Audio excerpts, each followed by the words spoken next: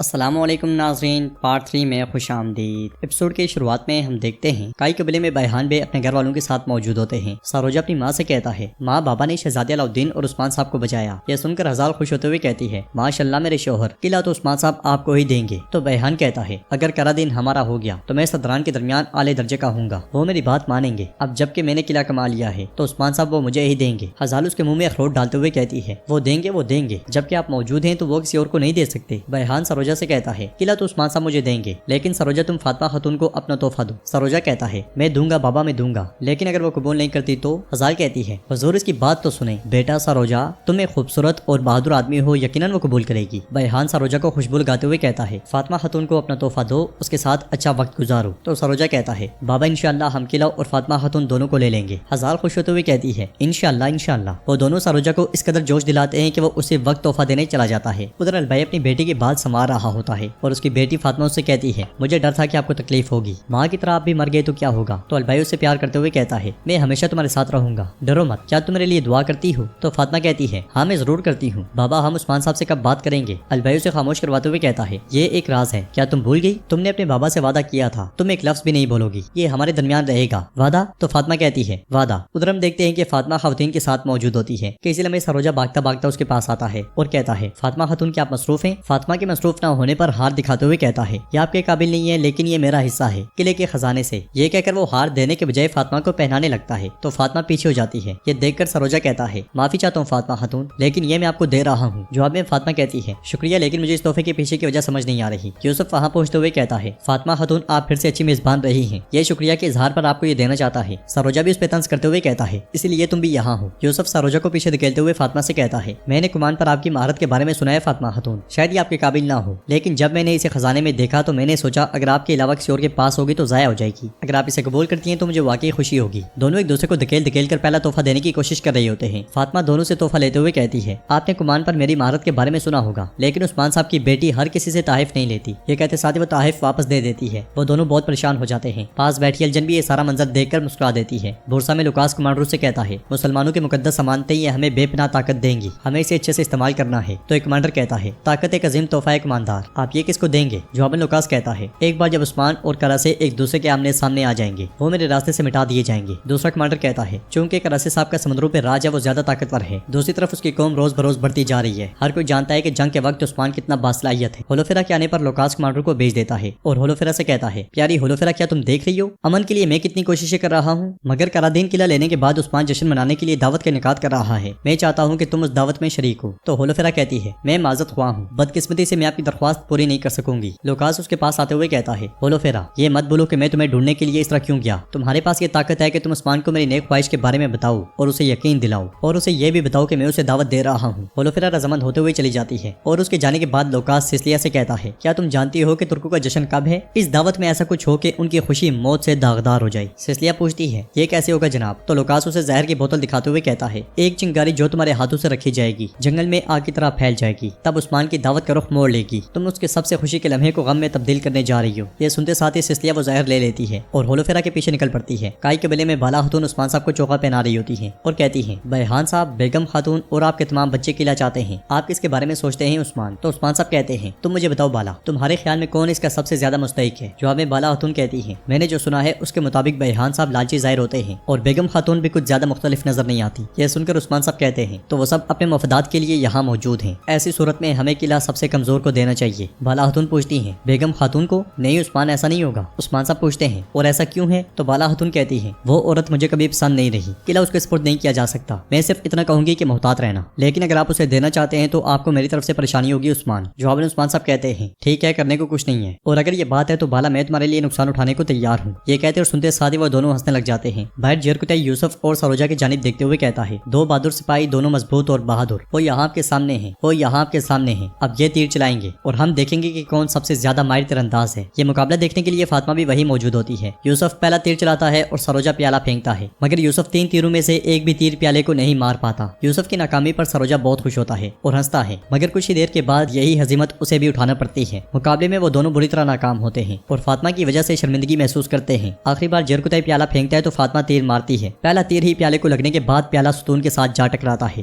اگلے ہی پل فاطمہ 2 مزید تیر مار کر پیالے کو وہیں پہ روک دیتی ہے۔ یہ منظر دیکھ کر سب لوگ لوگ بہت تعریف کرتے ہیں۔ فاطمہ کی مہارت پر یوسف اور سروجہ ہکے بکے رہ جاتے ہیں اور جرکتے کہتا ہے یہ ایک ہنرمند تیر انداز ہے۔ یہ کہتے ساتھ ہی جرکتے فاطمہ کے ساتھ آگے بڑھ جاتا ہے جبکہ یوسف اور سروجہ غصے میں ایک طرف نکل جاتے ہیں۔ اگلے منظر میں اندر دسترخوان پہ سب لوگ موجود ہوتے ہیں اور بیحان بھی کہتا ہے ماشاءاللہ جو لوگ عثمان صاحب کے ساتھ کھڑے ہوتے ہیں وہ سونے اور کھانے سے مالا مال ہو جاتے ہیں۔ اس لیے برہان وہاں پہ آتے ہوئے کہتا ہے دستور عثمان بے، اور اس کے ساتھ ہی عثمان صاحب بالا ہاتون کے ساتھ وہاں آتے ہیں اور سب کے سب دسترخوان پہ بیٹھ جاتے ہیں۔ عثمان صاحب کہتے ہیں صدران، باجیان اور بھائیوں، شہادت ایک مقام ہے اور غازی بننا ایک نشان ہے۔ ہمارے آباء و اجداد نے ہمیں فتح کا جو فریضہ سونپا تھا، اللہ کا شکر ہے کہ ہم اس میں کامیاب ہوئے، اللہ کا شکر ہے۔ اب ہمارا فریضہ دوسرے قلعوں کی طرح کرادین قلعے کو دیکھنا ہے، بالکل ایسے ہی جیسے ہم نے اپنی ریاست بنائی، اور اس کے لیے ہمیں اپنے عظیم صدران میں سے ایک کی ضرورت ہے جو کرادین قلعے کا حاکم بن سکے۔ اب اس مقدس فریضے پر جس کو تعینات کیا جائے گا وہ بیگم خاتون ہے۔ یہ سن کر بیگم خاتون بہت خوش ہوتی ہے۔ بیحان اور ہزار کا چہرہ لٹک جاتا ہے اور بیگم کہتی ہے اللہ پاک ہماری ریاست کے سردار کو سلامت رکھے۔ اور عثمان صاحب کہتے ہیں کل آپ اور آپ کے سپاہی کرادین قلعے جائیں گے، آپ اس کی نگران ہوں گی۔ اب بسم اللہ کر کے کھانا کھائیں۔ کھانے کے دوران ہی ہولوفیرا خیمے میں داخل ہوتی ہے۔ ہولوفیرا کو دیکھ کر اورحان کے منہ سے بے ساختہ نکلتا ہے ہولوفیرا۔ سب لوگ چونک جاتے ہیں اور عثمان صاحب پوچھتے ہیں بیٹا خیریت ہے؟ تو ہولوفیرا کہتی ہے میں یہاں کماندار لوکاس کے ایلچی کے طور پر آئی ہوں عثمان صاحب۔ سسلیہ بھی ہولوفیرا کے ساتھ موجود ہوتی ہے۔ ہولوفیرا مزید کہتی ہے کمانڈر لوکاس آپ سے ملنا چاہتے ہیں، آپ کو مدعو کیا گیا ہے۔ یہ سن کر عثمان صاحب کہتے ہیں میں سمجھ گیا، اگر مجھے مناسب لگا تو میں اس کے پاس جاؤں گا۔